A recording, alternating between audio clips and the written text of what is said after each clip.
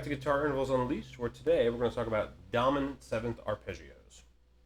So if you've watched our other videos on arpeggios, that's super helpful and it's super preparatory for this.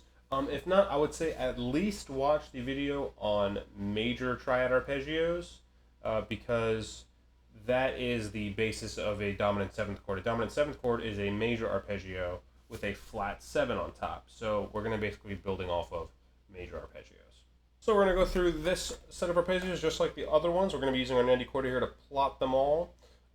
So I've gone ahead and plotted the major arpeggio in the C shape here. We're going to start on the C shape and then move on through the other shapes. So the quick trick to find out our flat 7, if you've seen our video on minor seventh arpeggios, then you already know this. But for those of you who don't know, if you take a look at your series of fourths, you see it goes 1, 4, flat 7.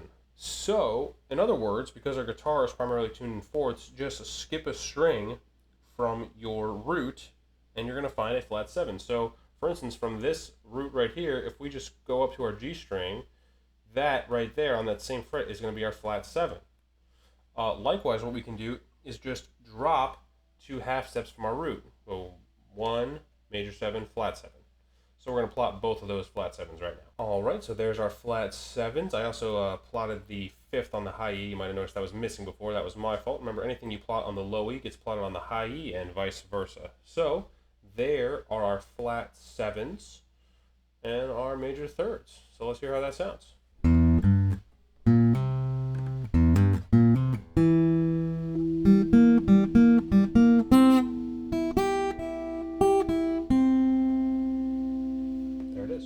One thing to note before we move on is that the seventh to the, the flat 7th to the major third is a tritone. So you can even see that going, it goes just kind of diagonal. It kind of just cuts a line right across your fretboard here. So that's 1 half step larger than a perfect fourth. So if you're on your third and you want to find a flat 7th, just move up a fourth and go up 1 half step. So normally that's just going to be up a string and up a half step. But if you cross over to your B string, you're going to be going up an extra, you're going to be going up a string and up 2 half steps. But it's up 1/4 and up 1 half step to get from your major third to your flat 7, or from your flat 7 to your major third, because they're each a tritone apart. A tritone is the same interval in either direction. The inversion of a tritone is a tritone. All right, so here is our major third arpeggio in the A shape. What we need to do now is just add our flat 7. So there's really 3 ways that we know how to find a flat 7. So we can either go 2 half steps down from our root here. We could also skip a string from this root here on the A string, skip a string because it goes 1, 4, flat 7. So if we skip a string, we go to our G string, we plot the flat 7 there. Or we could just go from our major third and go up a tritone to get to our flat 7. So no matter what, we're all going to land there. And then also from this third, we're going to plot I'll go up a tritone, and we're also going to plot a flat 7 on the high E, which will then also be mirrored on the low E. So let's see how that looks. Alrighty, so there is a dominant 7th arpeggio in the A shape. So we have a 5 and flat 7 on the low E, root on the A, 3rd and 5th on the D, flat 7th and root on the G, 3rd on the B, and 5th and flat 7th on the high E.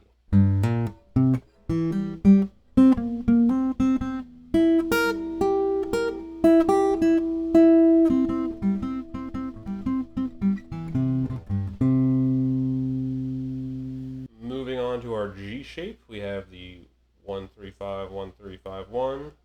So that is a major arpeggio in the G shape. So we have to add our flat 7. So we already know a couple ways to do that. I think the easiest way really is moving in a tritone from the third, because it doesn't matter which direction you move. You know it's going to move in that diagonal line, unless you cut across the from the G to the B string, in which case you have to make an extra half step adjustment. I think that's the easiest way. If you like knowing that if you skip a string from the root that you're landing on the flat 7, either way, no matter what, really just kind of figure out the way that is best for you to find it, because whichever way is better for you, or whichever reference point you like more, is a better one for you. So use whichever one you like more. So there it is. That is a dominant 7th arpeggio in the G shape.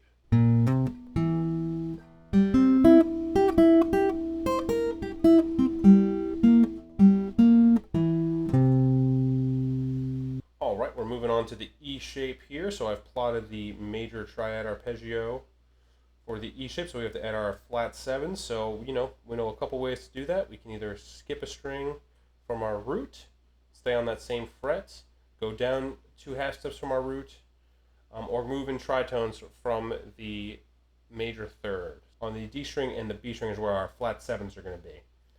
So go ahead and plot those. Alright, so that's going to look like this. You can see the tritone shape happening there from the third to the flat 7. So you see the 3 on the A string, you go diagonally to the flat 7 on the D, then diagonally to the third on the G, and then you have to skip a fret to get to the flat 7 on the B, because going from the G to the B we have that half step adjustment. So let's hear how that sounds.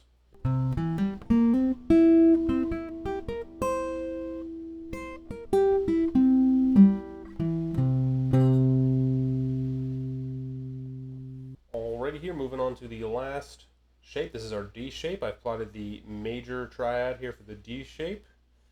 So we got to add our flat 7s. So we all know our ways to do that. Go 2 half steps down from our roots, or move in tritones from our major third. Remember, because a tritone is the same in both directions, you can either just move in that pattern, and I'll show you here. On the low E, you can go up a string and up a half step to find a flat 7 there. And on the high E, you can go down a string and down a half step to find the flat 7 there. So let's plot that. And that's going to look like this. So you can see the tritone relationship between the major third and the flat 7. You can see how on the B string there, the flat 7 is 2 half steps down from the root. And you can also see from the D to the B string how the root on the D, you go up 2 strings. You got to make that half step adjustment because you're crossing the B string, and there's your flat 7.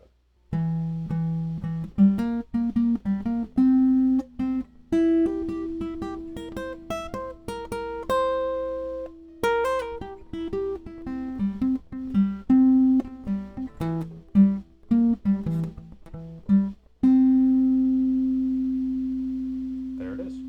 Alright, and that's all 5 shapes playing dominant arpeggios. I've notated the entire fretboard here, so if you wanted to go crazy and start playing a lot of dominant 7th licks, here you go. This is the chart for you.